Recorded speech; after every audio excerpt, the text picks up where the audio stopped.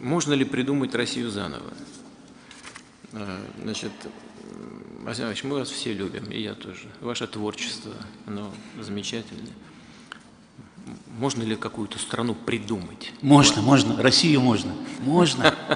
Вы думаете, она чем-то отличается от других? Ради Бога, за настойчивость, простите. Вот Россию можно. Вот знаете, мы в пути. Да. Мы в пути. Вот есть такой человек в нашей не так уж давней истории, господин Ульянов.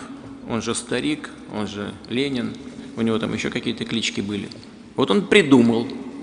Теперь мы не можем понять, что делать с Бутовским полигоном и как выстроить там работу, чтобы люди не забыли про то, кто там лежит в земле. Вот он напридумывал. Вот он создал структуру государственную, заложив мину под российскую государственность, которая складывалась 1000 лет. Ну, придумал. Значит, я сейчас не буду в это вдаваться. У меня есть своя точка зрения на этот счет. Сейчас не место и не время как бы излагать. Я, может быть, как-нибудь поподробнее изложу. Значит, мы должны опираться на то, что у нас есть и было. Мы должны опираться на русский народ, который тоже, это сложно составляющее понятие русский народ. Вы сказали русские, какие русские. Не было до IX века практически никаких русских. Он складывался постепенно из многих этносов, прежде славянских, но не только, из угрофинских, из других и так далее. А у нас вот на юге, значит, в Каганате там всех евреями называли. Они вообще этнические евреи или нет? Есть мнение, что евреи разъехались, значит, по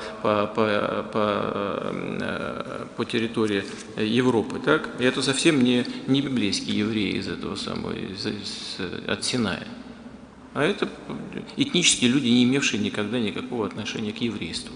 Они просто исповедовали иудаизм в Каганате, который находился на берегах Азовского и Черного моря. И это тоже наш этнос, который русский народ все это впитал в себя.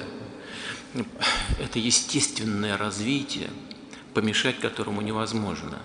И не нужно, но нужно, опираясь на все, что нам досталось из пластов этой нашей истории, глубокой, очень интересной и содержательной, конечно, анализировать, выбирая лучший путь развития на ближайшую перспективу, среднесрочную и на историческую. Все новости дня, выпуски программы «Новости Татарстана», программы и фильмы на сайте tnv.ru и на YouTube-канале ТНВ. Подписывайтесь.